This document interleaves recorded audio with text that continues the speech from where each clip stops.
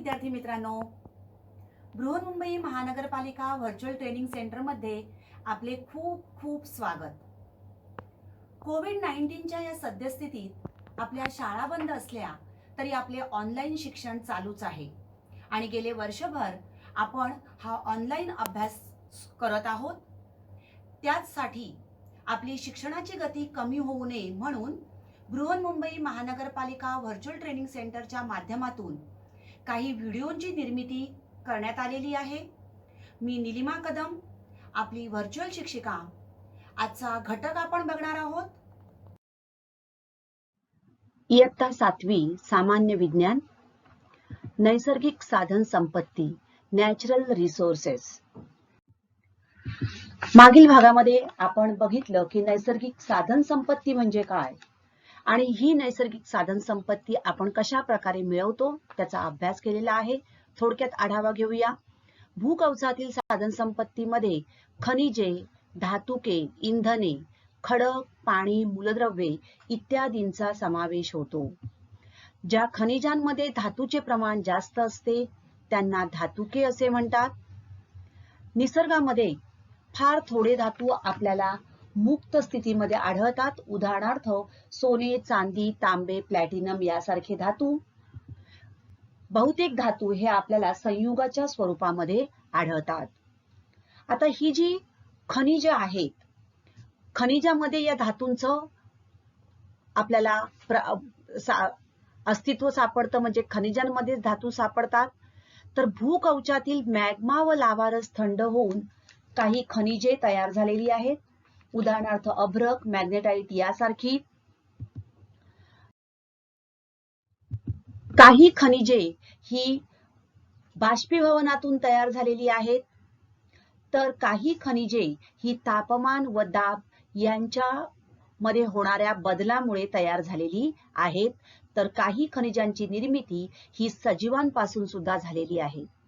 अभ्रक, गंधक, gypsum, potash ही अधातू खनिजे आहेत, तर लोह, सोने, चांदी, कथील, मॅग्नीज, प्लॅटिनम ही धातू खनिजे आणि दगडी कोळसा, खनिज तेल, नैसर्गिक वायू ही ऊर्जारूपी इंधने होत। तर आज आपण या ऊर्जारूपी इंधनांबद्दल माहिती करून घेणार आहोत। 3 प्रकार आपण बघितले धातू खनिजे: कथील, बॉक्साइट, तांबे, सोने, चांदी, प्लॅटिनम ही धातू खनिजे। अधातू खनिजे ग्रॅफाइट, जिप्सम, अभ्रक, हिरा इत्यादी। आणि ऊर्जारूपी खनिजे म्हणजे दगडी कोळसा, खनिज तेल, नैसर्गिक वायू। आता ही ऊर्जारूपी खनिजे म्हणजेच एक प्रकारचं इंधन होय। तर इंधन म्हणजे काय? तर ज्या पदार्थांच्या ज्वलनाने ऊर्जा निर्माण होते त्याला इंधन असे म्हणतात। दैनंदिन वापरामध्ये ऊर्जा निर्मितीसाठी आपण अनेक पदार्थ वापरतो। हे पदार्थ म्हणजेच इंधने होत। उदाहरणार्थ या चित्रात तुम्हाला दिसतायत बघा, कोळसा, ऑइल म्हणजेच तेल, खनिज तेल, पेट्रोल, डिझेल, लाकूड आणि हा आहे गॅस। तर ही आहेत इंधने। आता ही इंधने आपल्याला स्थायू, द्रव आणि वायू या अवस्थांमध्ये आढळून येतात। बघा, कोळसा हे स्थायूरूपी इंधन आहे, ऑइल, खनिज तेल हे द्रवरूपी इंधन, तर गॅस हे वायुरूपी इंधन आहे। तर इंधन म्हणजेच उष्णता मिळविण्यासाठी वापरण्यात येणारा ज्वलनशील पदार्थ। आपल्याला अन्न शिजविण्यासाठी जी उष्णता लागते ती उष्णता आपण अशा प्रकारे लाकूड, कोळसा, गॅस किंवा केरोसिन यापासून मिळवतो। तर हे सगळे पदार्थ म्हणजेच थोडक्यात इंधने होय। तर ही इंधने स्थायू, द्रव आणि वायू अवस्थांमध्ये आढळून येतात। यांची निर्मिती कशी होते? तर जीवाश्म इंधन व इतर इंधनांचे साठे हे मर्यादित आहेत असं आपण ऐकतो। मग ही इंधने मुळात कशी बरं निर्माण झाली असतील? तर जीवाश्म इंधन हे आपल्याला स्थायू, द्रव आणि वायू या अवस्थांमध्ये आढळते. आपण बघितलं की सूर्य हा ऊर्जेचा प्रमुख स्रोत आहे आणि या सूर्याच्या ऊर्जा घेऊन वनस्पती, प्राणी आपलं अन्न मिळवत असतात. म्हणजेच वनस्पती प्रकाश संश्लेषण क्रियेने अन्न तयार करतात. वनस्पती हे ज्यांचं अन्न आहे असे शाकाहारी प्राणी, त्यांच्यावर अवलंबून असणारे मांसाहारी प्राणी, अशा प्रकारे ही एक अन्न साखळी निसर्गामध्ये चालू असते. तर अशा प्रकारे हे जीवाश्म इंधन आपल्याला सतत उपलब्ध होत असते. तर कोळसा हे स्थायूरूप इंधन आहे. केरोसिन किंवा डिझेल, पेट्रोल हे द्रवरूप इंधन आणि गॅस हे झालं वायुरूप इंधन. जीवाश्म इंधन यामध्ये आपण पहिलं बघणार आहोत कोळसा, स्थायूरूप जीवाश्म इंधन. तर या दगडी कोळशाची निर्मिती कशी झाली? आता मी सांगितलं की जीवाश्म इंधनाचे साठे मर्यादित आहेत. ही जीवाश्म इंधनं तयार होण्यासाठी हजारो वर्षांचा कालावधी लागतो. जर कोळसाचं आपण उदाहरण घेतलं तर कोळसा कसा बरं तयार झाला? तर हजारो लाखो वर्षापूर्वी पृथ्वीवरील प्राणी, वनस्पती यांचे काही अवशेष हे जमिनीत गाडले गेले. त्यांच्यावर मातीचे थर जमा होत गेले. वरून या मातीचा म्हणजे जमिनीचा दाब आणि पृथ्वीच्या पोटातील उष्णता यांचा परिणाम होऊन जे इंधन तयार झाले ते इंधन म्हणजेच जीवाश्म इंधन होय. त्यामध्ये आता कोळसा जर आपण बघितलं तर कसा बरं तयार झालाय बघा.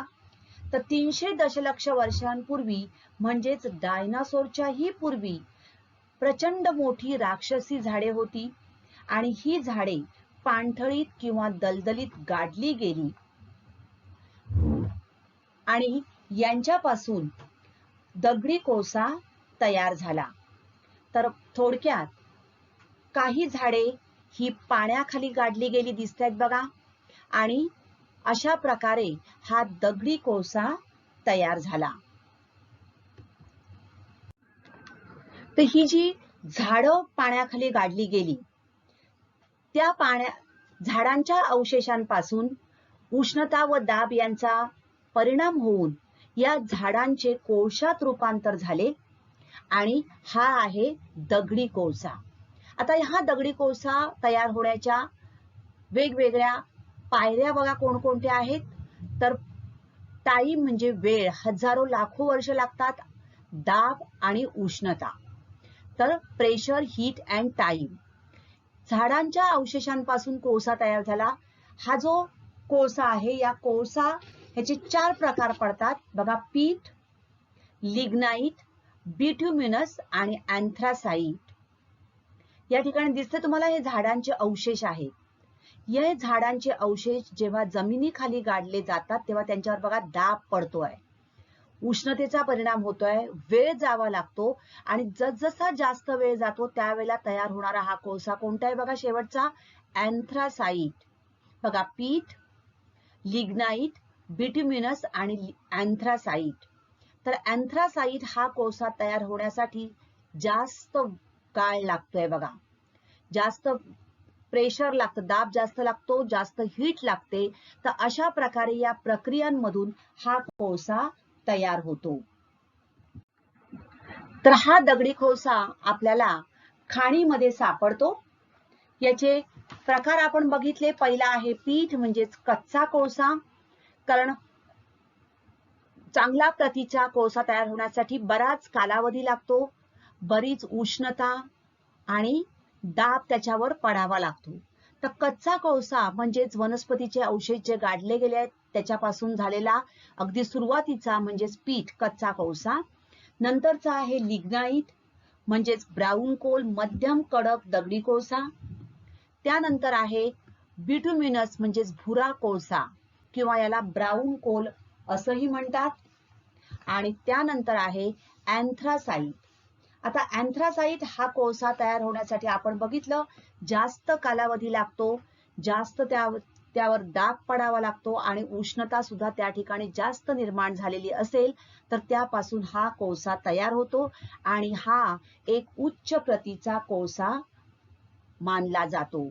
तर अँथ्रेसाइट हा एक कडक दगडी कोळसा तयार होण्यासाठी बराच कालावधी लागतो. तर दगडी कोळसा जो आहे हा दगडी कोळसा बऱ्याच वेगवेगळ्या उद्योगधंद्यांमध्ये वापरला जातो. सर्वात महत्वाचं म्हणजे औष्णिक वीज निर्मिती केंद्रामध्ये दगडी कोळसा हा इंधन म्हणून वापरतात. या ठिकाणी दिसते बघा कोल. औष्णिक वीज निर्मिती केंद्रामध्ये पाण्याचं वाफेत रूपांतर करून त्यापासून वीज तयार केली जाते. तर या पाण्याचं वाफेत रूपांतर करण्यासाठी त्या पाण्याला उष्णता द्यावी लागते आणि ती उष्णता देण्यासाठी या ठिकाणी दगडी कोळशाचा वापर केला जातो. म्हणजेच या ठिकाणी दगडी कोळसा हे इंधन म्हणून वापरतात. त्यानंतर दगडी कोळशाचा उपयोग बॉयलर्स व रेल्वे इंजिने चालवण्यासाठी केला जातो. कोल वॅगन ट्रेन्स बघा, बऱ्याच पूर्वीच्या काळी अशा प्रकारे ट्रेन्स ज्या आहेत ही किंवा ट्रेनची जी इंजिन आहेत ही दगडी कोळशाच्या सहाय्याने चालवली जात असत. त्याचबरोबर वेगवेगळ्या प्रकारचे बॉयलर्स चालवण्यासाठी सुद्धा या दगडी कोळशाचा उपयोग केला जातो. दगडी कोळशाचा उपयोग अगदी आपण स्वयंपाकासाठी सुद्धा केला जातो. त्याचबरोबर मोठमोठ्या वीट भट्ट्यांमध्ये विटा भाजण्यासाठी सुद्धा या दगडी कोळशाचा मोठ्या प्रमाणावर उपयोग केला जातो. मोठमोठ्या वीट भट्ट्या असतात त्यांच्यामध्ये या विटा भाजण्यासाठी दगडी कोळशाचा उपयोग केला जातो. आणि अत्यंत महत्वाचं म्हणजेच वेगवेगळ्या औद्योगिक केंद्रामध्ये किंवा उद्योगधंद्यांमध्ये मोठ्या प्रमाणावर ऊर्जेचं एक महत्वाचं साधन म्हणून या दगडी कोळशाचा उपयोग केला जातो. तर औद्योगिक विकास जो आज झालेला आहे तो विकास होण्यामागं दगडी कोळसा हे प्रमुख इंधन आहे आणि म्हणूनच औद्योगिक विकासात दगडी कोळसा या इंधनाचं किंवा ऊर्जा साधनाचं अत्यंत महत्वाचं असं योगदान आहे. दगडी कोळशापासून प्रोड्युसर गॅस व वॉटर गॅस या वायुरूप इंधनांची सुद्धा निर्मिती केली जाते. तर प्रोड्युसर गॅस जो आहे तो काच वितळणे किंवा स्टील निर्मितीमध्ये या प्रोड्युसर गॅसचा उपयोग केला जातो. तर प्रोड्युसर गॅस म्हणजेच कार्बन मोनॉक्साईड आणि नायट्रोजन याचं मिश्रण होय. तर वॉटर गॅस म्हणजेच कार्बन मोनॉक्साईड आणि हायड्रोजन यांचं मिश्रण होय. थोडक्यात दगडी कोळशाचा उपयोग एक औष्णिक ऊर्जा मिळवण्यासाठी केला जातो. बॉयलर्स व रेल्वे इंजिने चालवण्यासाठी केला जातो. स्वयंपाकासाठी आणि विटा भाजण्यासाठी वीटभट्ट्यांमध्ये केला जातो. दगडी कोळसा औद्योगिक विकासामध्ये सुद्धा वापरला जातो. त्याचबरोबर प्रोड्युसर गॅस व वॉटर गॅस या वायुरूप इंधनांच्या निर्मितीसाठी दगडी कोळशाचा वापर केला जातो. तर दगडी कोळसा हे झालं पहिलं स्थायीरूप जीवाश्म इंधन. आता पुढचं जीवाश्म इंधन आहे खनिज तेल, मिनरल ऑइल.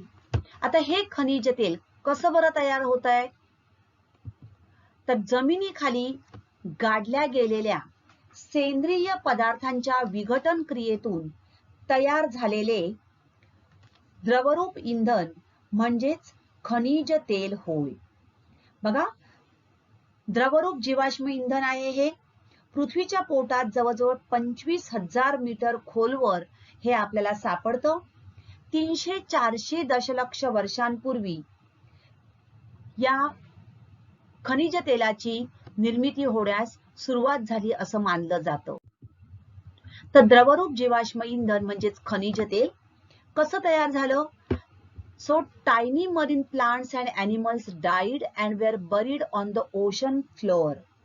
तर समुद्राच्या तळाशी जे छोटे सूक्ष्म जीव आहेत किंवा ज्या समुद्री वनस्पती आहेत त्या मृत पावल्यानंतर समुद्राच्या तळाशी त्या गाडल्या गेल्या. समुद्राच्या तळाशी असणारा चिखल, गाळ हे सगळे त्याच्यावर पडले गेले. कालांतराने हे सगळे प्राणी, वनस्पती, समुद्रातील गाळ तसेच वाळू यांनी झाकले गेले. हा सगळा गाळ हळूहळू खोल खोल गेला. Over millions of years, the remains were buried deeper and deeper, and the enormous heat and pressure turned the remains into oil and natural gas. तर समुद्राखाली असलेली प्रचंड उष्णता आणि दाब यांच्यामुळे या समुद्री वनस्पती तसंच हे समुद्री प्राणी यांचं खनिज तेलामध्ये रूपांतर झालं. आज आपण या समुद्राच्या तळातून म्हणजेच वाळू, खडक, गाळ यांच्या थरांमधून खनिज तेल आणि नैसर्गिक वायू मिळवत आहोत. तर अशा प्रकारे या खनिज तेलाची निर्मिती मोठ्या प्रमाणावर समुद्राच्या तळाशी होत असते. तर खनिज तेल सुद्धा खूप खोलवर आहे हे आपण बघितलं. तर हे तेल भूगर्भातून विहिरींद्वारे बाहेर काढले जाते. या ठिकाणी दिसतंय तुम्हाला बघा, समुद्राच्या तळाशी अगदी हे खोल या ठिकाणी आहे. आपल्याकडे मुंबई येथे अरबी समुद्रात बॉम्बे हाय या ठिकाणी हे खनिज तेल बाहेर काढले जाते. खनिज तेल हे प्रामुख्याने पंकाश्म शेल, वालुकाश्म व चुनखडक यामध्ये भूगर्भात सुमारे 1000 ते 3000 मीटर खोलीवर सापडते.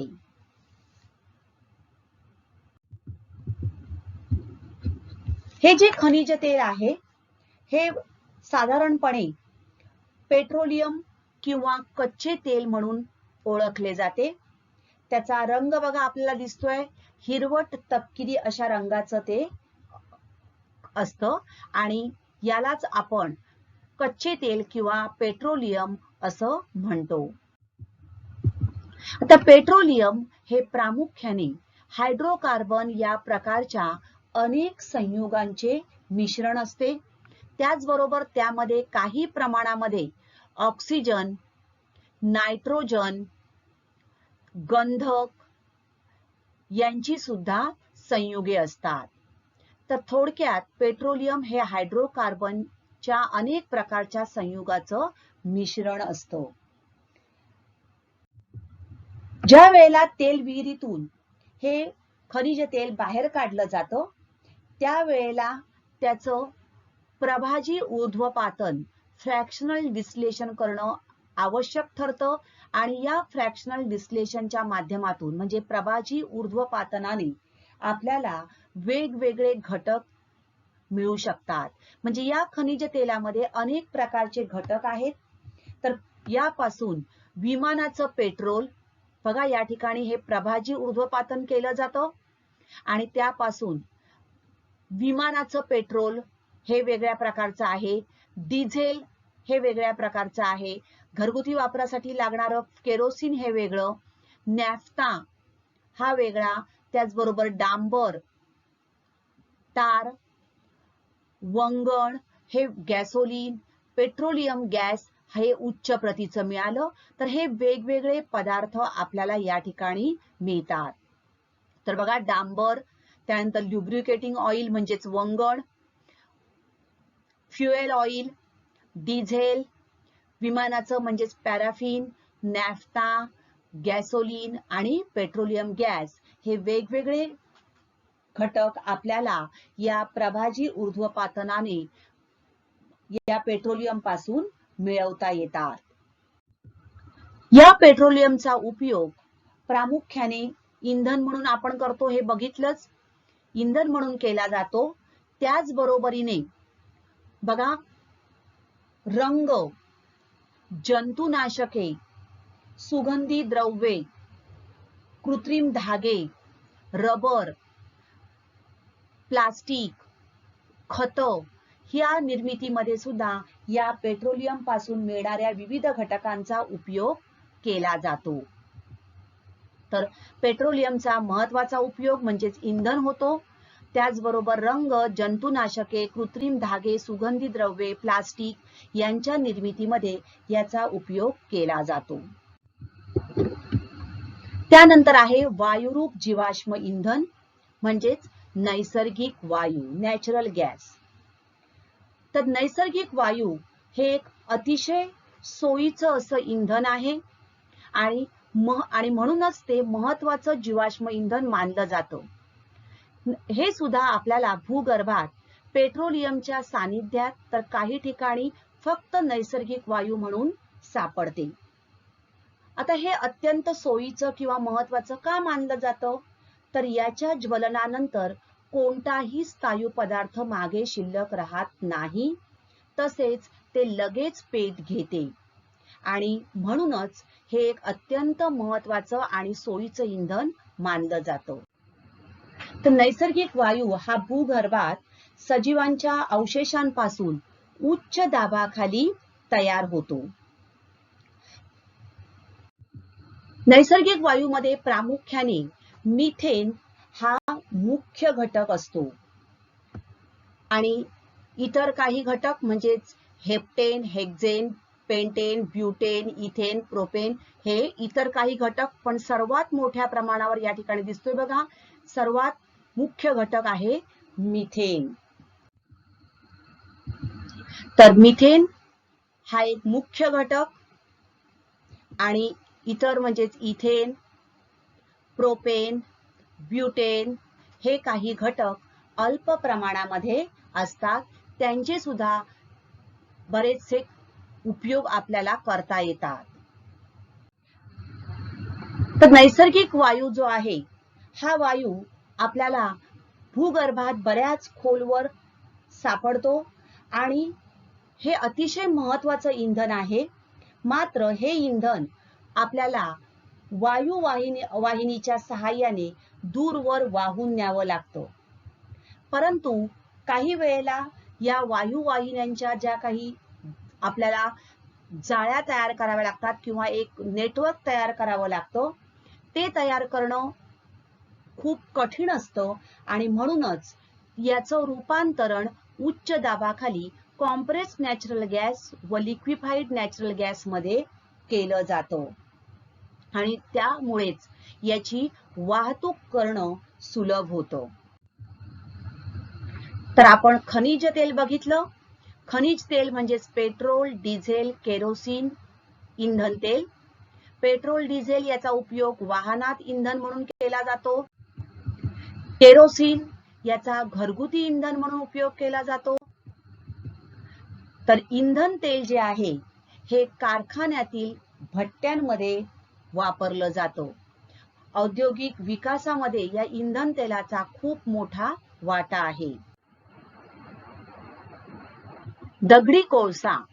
तर दगडी कोळसा हा काळा असतो आणि महत्वाचे इंधन म्हणून त्याचा उपयोग होतो आणि त्यामुळेच दगडी कोळसा हा ब्लॅक गोल्ड म्हणून ओळखला जातो. बघा, ब्लॅक गोल्ड त्याला म्हणतात.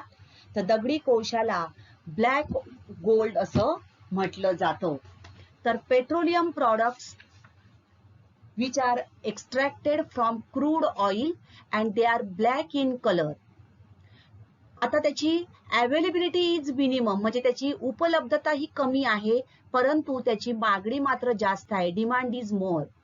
It's economic value is immense आणि म्हणूनच या दगडी कोळशाला ब्लॅक गोल्ड असं म्हटलं जातं. Coal is called black gold. तर खनिज तेल जे आहे त्याला लिक्विड गोल्ड असं म्हणतात. तर खनिज तेल हे सुद्धा सोन्याप्रमाणे खूप मौल्यवान आहे. औद्योगिक क्षेत्रात, उद्योग क्षेत्रामध्ये त्याला खूप मागणी आहे आणि म्हणूनच खनिज तेलाला लिक्विड गोल्ड असं म्हटलं जातं. आता CNG आपण बघितलं, कॉम्प्रेस नॅचरल गॅस.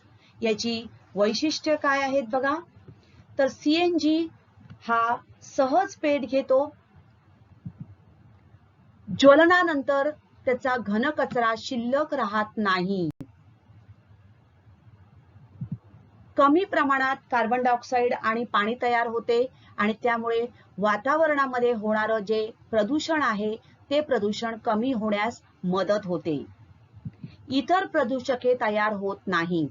इतर इंधनांच्या ज्वलनाने बऱ्याच मोठ्या प्रमाणावर पर्यावरणाचं प्रदूषण होतं, कारण अनेक प्रकारची प्रदूषके तयार होतात. परंतु सीएनजीच्या ज्वलनातून मोठ्या प्रमाणावर प्रदूषके तयार होत नाहीत. सीएनजी हा सहजतेने वाहून नेता येतो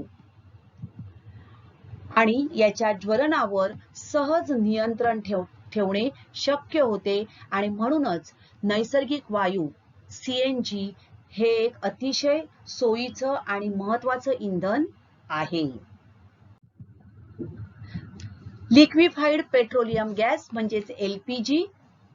अशुद्ध पेट्रोलियमच्या शुद्धीकरणातून या पेट्रोलियम गॅसची निर्मिती होत असते.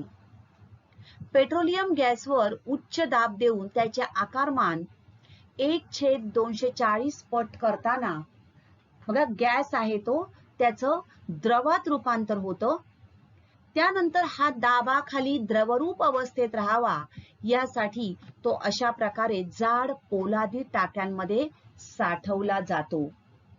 ज्या वेळेला आपण हा गॅस लावतो त्यावेळेला होतं काय, तर साठवलेल्या टाकीमधून जेव्हा तो बाहेर येतो बघा दाबाखाली तो द्रवरूप अवस्थेत राहायला पाहिजे म्हणून ही टाकी जाड पोलादाची बनवलेली असते.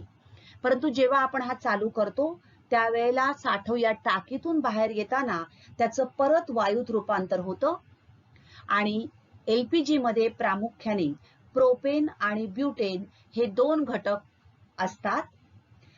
तो वासरहित असतो, परंतु जर काही कारणाने त्याची गळती झाली तर होणारा जो अपघात टाळता यावा, टाळला जावा किंवा काय गळती होते आहे, गॅसची गळती होते आहे हे समजून यावं यासाठी त्याच्यामध्ये एक तीव्र व विशिष्ट वासाचं रसायन इथिल मरकॅप्टन हे अल्प प्रमाणात मिसळलं जातं आणि त्यामुळे एलपीजीची जर गळती झाली तर आपल्याला लगेच लक्षात येतं, आपल्याला वास येतो आणि त्यामुळे ही एलपीजीची गळती आहे हे आपल्या लगेच लक्षात येऊ शकतं.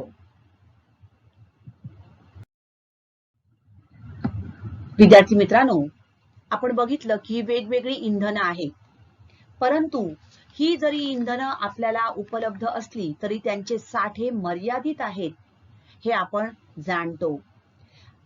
आज जगाची लोकसंख्या झपाट्याने वाढत आहे, त्यामुळे इंधनाची मागणी सुद्धा वाढतच चाललेली आहे. मात्र या जीवाश्म इंधनाचे साठे मर्यादित आहेत आणि म्हणूनच येणाऱ्या ऊर्जा संकटावर मात करण्यासाठी आपल्याला पर्यायी इंधनाचा विचार करणं क्रमप्राप्त आहे आणि ही पर्यायी इंधने म्हणजेच बायोफ्युएल, जैविक इंधने. शेतीमध्ये निर्माण होणारी जी काही विविध उत्पादनं आहेत त्यातून निर्माण होणारी इंधनं म्हणजे जैविक इंधने होत. जत्रोपा, कारंज यासारख्या झाडांपासून आपल्याला ही जैविक इंधनं मिळवता येऊ शकतात. या इंधनातून कार्बन डायऑक्साईडची निर्मिती जरी होत असली तरी आपल्याला खनिज तेलापासून किंवा कोळशापासून जेवढ्या प्रमाणात कार्बन डायऑक्साईड तयार होतो त्याच्या मानाने कमी प्रमाणात यांच्यापासून कार्बन डायऑक्साईड तयार होतो. त्यामुळे कार्बन डायऑक्साईडची मोठ्या प्रमाणावर होणारी निर्मिती आपण टाळू शकतो, पर्यावरणाचं प्रदूषण कमी करू शकतो. म्हणूनच जैविक इंधने ही कार्बन डायऑक्साईड न्यूट्रल मानण्यात येतात. भाताचे तूस, ऊसाचे चिपाड, जत्रोपा, करंज ही काही जैविक इंधनाची उदाहरणे आहेत.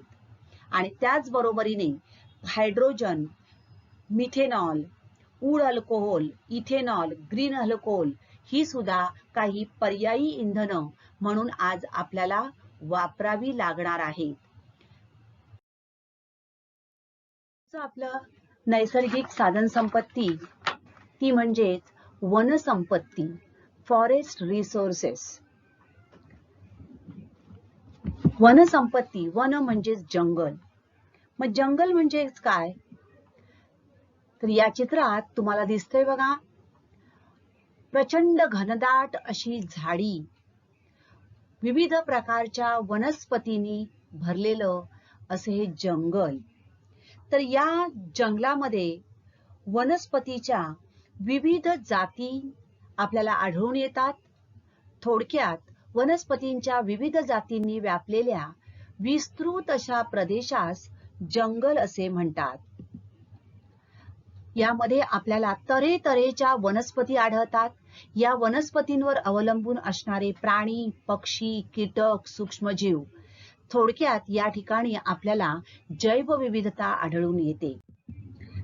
तर विविध प्रकारच्या वनस्पती, प्राणी आणि सूक्ष्मजीव यांचा नैसर्गिक अधिवास म्हणजे जंगल होय.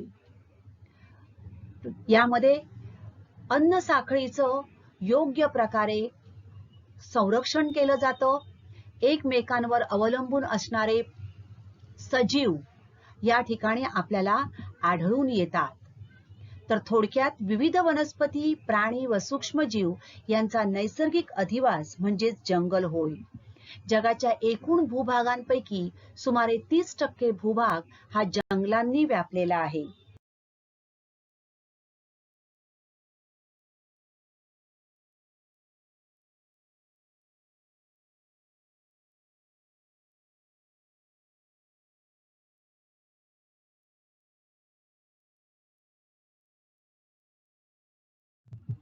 थोडक्यात भविष्यात येणाऱ्या या ऊर्जा संकटावर मात करण्यासाठी खनिज तेल, दगडी कोळसा या जीवाश्म इंधनाचे मर्यादित साठे व वाढती मागणी म्हणून पर्यायी इंधने म्हणून आपल्याला या जैविक इंधनाचा विचार करणं आवश्यक आहे. त्याच्या वापराने आपण पर्यावरणाचं प्रदूषण कमी करण्यास सुद्धा हातभार लावू शकतो. या जंगलांमध्ये अनेक प्रकारच्या वनस्पती आपल्याला आढळतात. या वनस्पतींमध्ये काही औषधी वनस्पतींचा सुद्धा समावेश होतो. कोरफड, त्यानंतर तमालपत्र, सदाफुली यासारख्या विविध वनस्पती आपल्याला आपल्या आजूबाजूला सुद्धा आढळतात. तर या औषधी वनस्पतींची काही गुणधर्म आपण बघणार आहोत. अडुसा याचा उपयोग खोकला, सर्दी, कफ याच्यावर होतो. वेखंड दमा, खोकला यासारख्या आजारांवर याचा उपयोग होतो. त्यानंतर अश्वगंधा ही एक शक्तिवर्धक तसंच मूत्रविकारावर या अश्वगंधा या औषधी वनस्पतीचा उपयोग केला जातो. तर ओवा पोटदुखीसाठी याचा वापर केला जातो. तर आजकाल या औषधी वनस्पतींचं महत्व लक्षात घेऊन आयुर्वेदाचं महत्व लक्षात घेता औषधी वनस्पतींची मोठ्या प्रमाणावर लागवड केली जात आहे. तुळशी, शतावरी, अश्वगंधा, सदाफुली, पुदिना, गवती चहा, ब्राह्मी अशा विविध वनस्पतींची लागवड केली जाते. आपण काही औषधी वनस्पती व त्यांचे उपयोग बघूया. अडुसा खोकला, कफ दूर करण्यासाठी. बेल अतिसारावर इलाज म्हणून उपयोग केला जातो. कडुलिंबामार्फत मोठ्या प्रमाणावर हवा शुद्ध करण्याचं काम केलं जातं. तर कडुलिंब आणि तुळशी ही मोठ्या प्रमाणावर हवेमध्ये ऑक्सिजन सोडण्याचं काम करत असतात. सदाफुली याच्या अर्काचा कॅन्सरवरील उपचारामध्ये औषध तयार करण्यासाठी उपयोग केला जातो. सिंकोना हे मलेरियावर उत्तम औषध आहे. तर अशा प्रकारे या विविध औषधी वनस्पती व त्यांचे उपयोग आपल्याला माहिती करून घेणं आवश्यक आहे. त्याचबरोबर काही प्रचंड मोठे मोठे वृक्ष जे अरण्यात असतात, जंगलात असतात, त्यांचा उपयोग आपल्याला मजबूत व टिकाऊ लाकूड मिळण्यासाठी होतो. साग, शिसम, कडुलिंब, बाभूळ या झाडांपासून मजबूत तसंच काही वेळेला जळाऊ लाकूड सुद्धा मिळण्यासाठी इतर वृक्षांचा उपयोग होतो. घरातील लाकडी सामान, शेतीची अवजारे, विविध प्रकारच्या वस्तू तयार करण्यासाठी बांधकामामध्ये या वृक्षांचा उपयोग होत असतो. त्याचबरोबर जंगल संपत्तीपासून धागे, कागद, रबर, डिंक यासारखी सुगंधी द्रव्ये मिळतात. साबण, सौंदर्य प्रसाधने, अगरबत्ती बनवण्यासाठी चंदन लाकूड, निलगिरीचं तेल वापरलं जातं. याशिवाय विविध प्रकारची फळे, कंदमुळे, मध, लाख, कात, रंग असे अनेक पदार्थ आपल्याला या जंगलामधून मिळत असतात. सागर संपत्ती. पृथ्वीवर जमिनीपेक्षाही अधिक भाग सागराने व्यापलेला आहे हे आपल्याला माहितीच आहे. तर या सागर जलात, सागर तळावर व सागर तळाखालीही विविध नैसर्गिक संपत्तीचे साठे आहेत.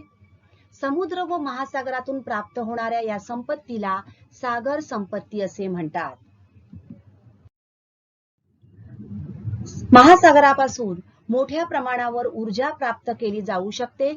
समुद्रातील खाडीकडील चिंचोळा भाग निवडून त्या ठिकाणी भिंत बांधतात व भरती ओहोटीमुळे निर्माण होणाऱ्या या लाटांमुळे म्हणजेच भरती ओहोटीच्या लाटा आणि समुद्र प्रवाह यांचा उपयोग करून विद्युत निर्मिती केली जाते. तर भरती ओहोटीमुळे निर्माण होणाऱ्या या लाटांमुळे भिंतीत बसवलेले जनित्र फिरते व विद्युत निर्मिती केली जाते. तर टायडल पॉवर, टायडल एनर्जी अशा प्रकारे उपयोग करून त्यापासून विद्युत निर्मिती केली जाते. त्याचबरोबर महासागराच्या पाण्यात विरघळलेल्या स्थितीत अब्जावधी टन खनिज आहेत असं शास्त्रज्ञांचं मत आहे. सागर आणि महासागराच्या तळाशी कथील, क्रोमियम, फॉस्फेट, तांबे, जस्त, लोखंड, शिसे, मॅग्नेशियम, कॅडमियम, कॅल्शियम, ब्रोमियम, गंधक, युरेनियम इत्यादींचे साठे फार मोठ्या प्रमाणावर आहेत. त्याचबरोबर सागरातून अनेक प्रकारची रत्ने, शंख, शिंपले व मोती मिळतात. विद्यार्थी मित्रांनो, आपल्या गरजा भागवण्यासाठी आपण या नैसर्गिक साधन संपत्तीचा उपयोग करतो. ही नैसर्गिक साधन संपत्ती महत्वाची असते, परंतु या साधन संपत्तीचे साठे मर्यादित आहेत हे आपण सदैव लक्षात ठेवलं पाहिजे. हे साठे जे आहेत हे अतिवापराने लवकर संपण्याचा धोका आहे आणि म्हणूनच नैसर्गिक समतोल राखण्यासाठी या नैसर्गिक साधन संपत्तीच्या वापरावर आपण नियंत्रण ठेवायला हवे. तर नैसर्गिक साधन संपत्ती म्हणजे काय आणि या नैसर्गिक साधन संपत्तीचं संरक्षण आपण कशा प्रकारे केलं पाहिजे याची माहिती आपण या पाठातून घेतलेली आहे. थँक्यू. तर आजचा घटक आवडला ना? अशीच माहिती मिळवण्यासाठी या चॅनलला सबस्क्राईब करा आणि हे व्हिडिओ पुन्हा पुन्हा पहा. पुन्हा भेटणार आहोत पुढच्या भागात. थँक्यू.